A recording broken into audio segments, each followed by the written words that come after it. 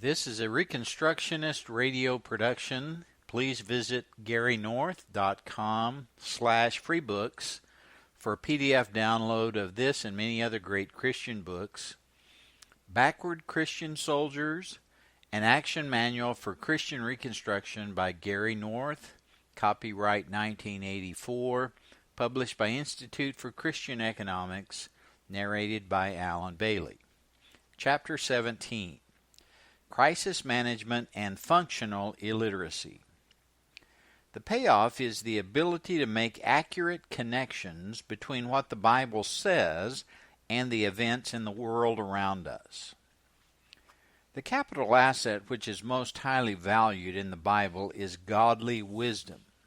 The early chapters of the book of Proverbs are concerned with this topic, but so are many of the Psalms. Wisdom is worth sacrificing for.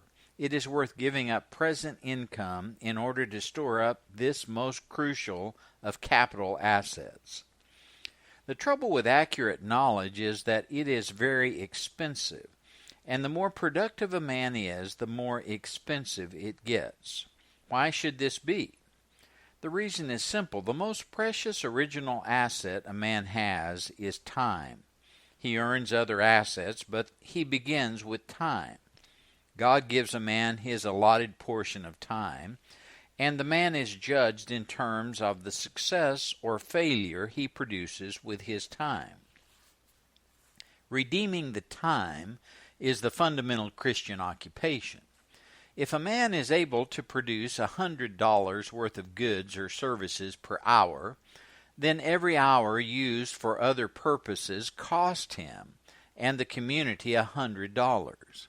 If a man can write an article in a day and earn $1,000, and he instead repairs a leaky faucet, which would have cost him $50 to get repaired by a plumber, then he has lost $950.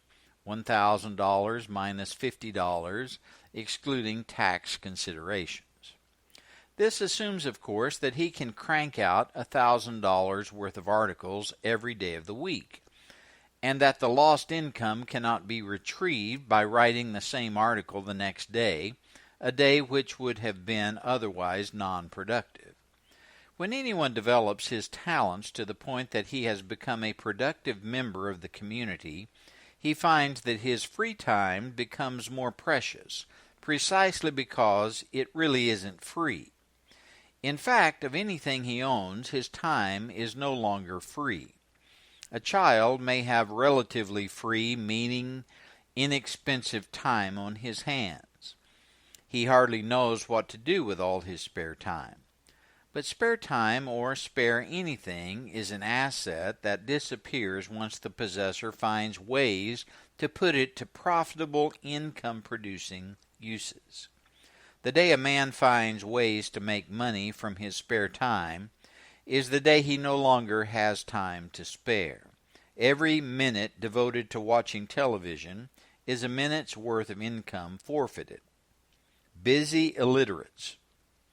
An illiterate is a person who cannot read. What should we call a person who can read but who refuses to read? I would call him an illiterate too. The results are pretty much the same either way. Today we find businessmen who cannot find the time to read books. They read the Wall Street Journal's headlines. They may read a business magazine and the sports pages of a newspaper. They read business reports from their employers or from a customer. Perhaps they read a financial newsletter or two, but on the whole they're stuck. If they don't read, they can only grow or advance along prescribed lines. Not surprisingly, they tend to advance along the lines suggested by their reading. They advance in those areas where they still continue to read. The busy man always places a high premium on his time. Why not? This is his one non-renewable resource. Once an hour is gone, it's gone forever. So the busy man husbands his time. Some wives believe that the verb to husband when connected to the noun time, means to take away from wives and give to the National Football League. He allocates it carefully. He doesn't have any time to waste. Time is money. Wasted time is forfeited money. At some point, he is more willing to waste money than time. He pays retail when, with some extra shopping time, he might have paid only wholesale. He isn't being irrational either. He selects the resource which is less valuable to him, and he is more careless with the less valuable resource. Pastoral schedules. What about pastors? They seldom have extra money. At the same time, they seldom have extra time. The pastor, unlike almost all other professionals, is perpetually short of both time and money, from the beginning of his career to the end. He seldom gets ahead on either resource. This is the nature of pastoral service. The pastor may be laying up treasures in heaven, but he is usually devoid of treasures on earth. The problem the pastor faces is that it is very difficult for him to put a price tag on his time. His alternative uses for his time are all non-profit. He doesn't ask himself, how much money will I lose if I take a day off? He asks himself, what services will I not be able to perform if I take a day off?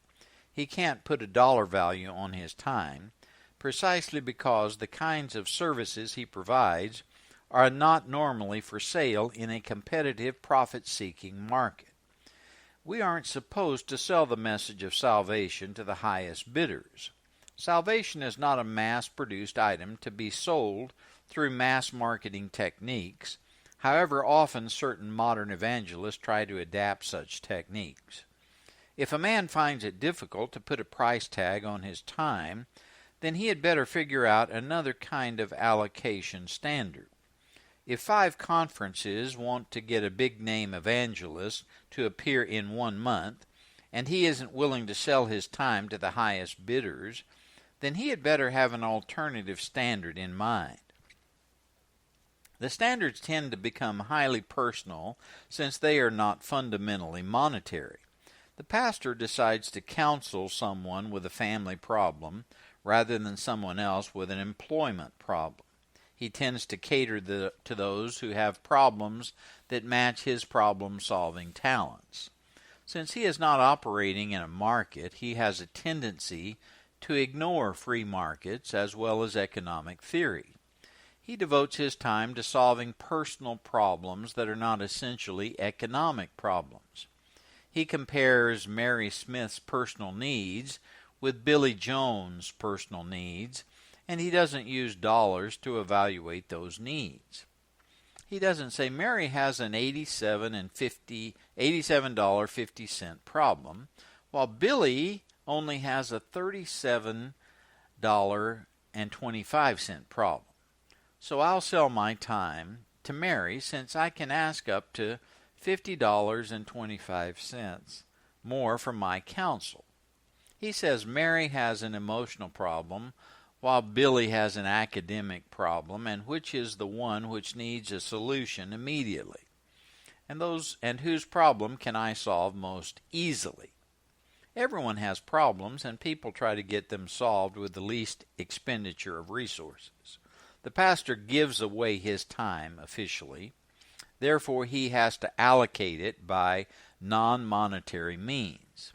Yes, Mary, I'll be able to counsel with you next week. No, I'm not available before then. Yes, I know your husband is a boozer. No, I can't come over now. Well, if he's beating you with a hammer, that's different. Maybe I can make it the day after tomorrow. I'll check my schedule with my secretary. Pastors have a tendency to get caught up in the finger-in-the-dike syndrome. Which crisis seems the most imminent? Which one has to be treated immediately?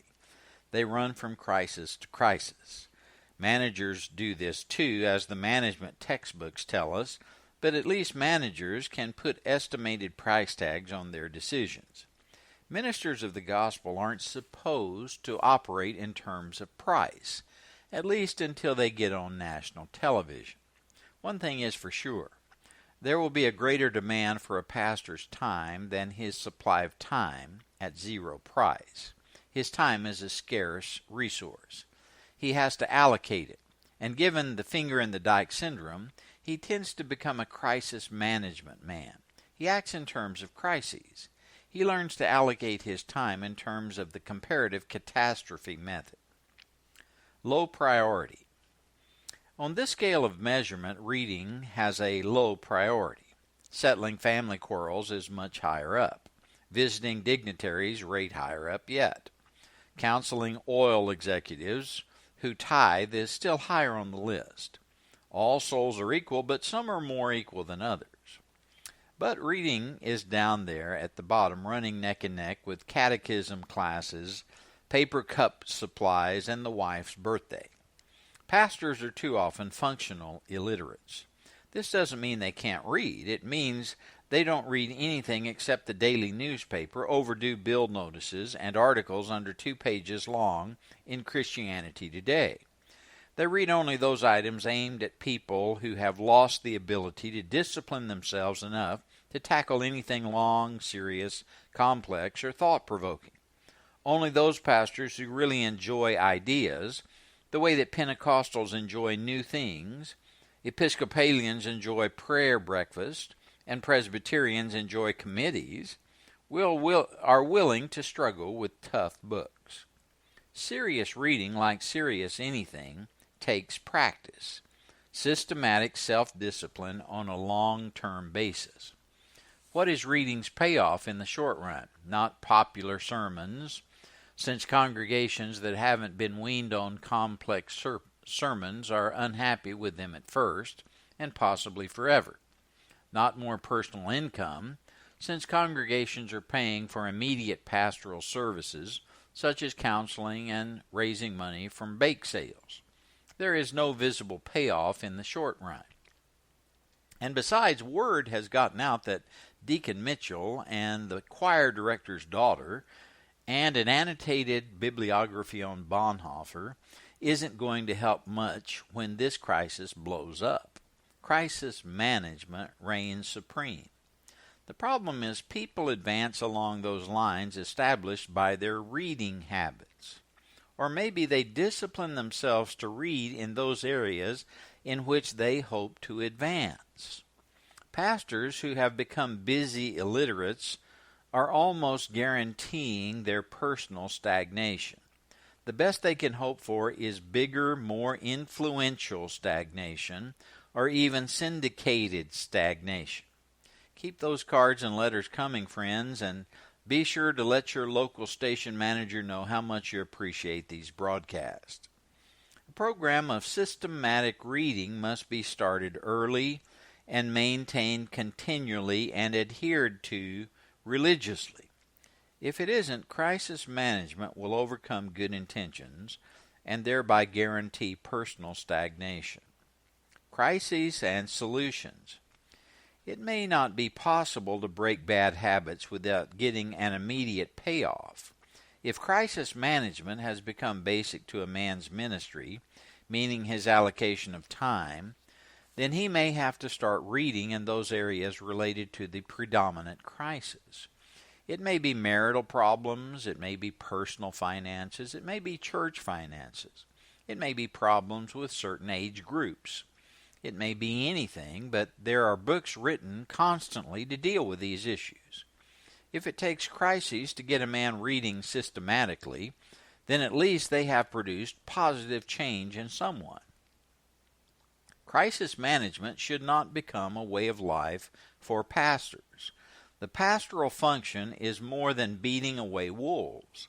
If a pastor makes it clear that the basis of his ministry is crisis management, then congregation members who want a piece of the pastor's time will manufacture a crisis or two. Sheep in wolves' clothing will become a familiar phenomenon in pastoral counseling. One way to clear up crises is to identify profit-seeking professionals in the Christian community, and then direct crisis-prone church members to those professionals. There are too many pastors who are spending too much of their time holding the hands of people who really only want someone to complain to free of charge. The pastor had better seek out professional counselors to whom these people can be sent, checkbook in hand, after the second session. Or if this isn't possible, the people needing the counseling had better be shown how much benefit personal sacrifice would be. Let them learn to work. Like the dried-out rummies in Alcoholics Anonymous, these people need to find someone even worse off than they are to go and help. Pastors have to stop operating the local institute for the absorption of pastoral time. They have to get people thinking in terms of cost. They have to find ways to put price tags on their services, if only to cut down the demand. Let time-absorbing people donate money to the church. Maybe pastors can't legitimately make a profit this way, but they can at least reduce demand. If someone has to pay in order to solve a problem, he will tend to get the problem solved faster. He will cooperate with the problem solver, not return with ever new problems for the solver to deal with free of charge. He will accept a solution sooner. No diplomas. Students will read systematically in order to earn a diploma. There is a great temptation to stop reading and learning once there is no one remaining who will offer still another diploma, or no one who cares whether anyone holds one. The payoff for the pastor isn't another diploma. The payoff is the ability to make accurate connections between what the Bible says and the events in the world around us. We are to exercise dominion. Books open up the areas subject to biblical dominion. The pastor who does not read will not be ready to call all men to the task of dominion. Stagnation isn't the proper goal. The computer boys tell us concerning inaccurate data, garbage in, garbage out. The pastor's version is pablum in, pablum out. Used pablum isn't going to turn the world around.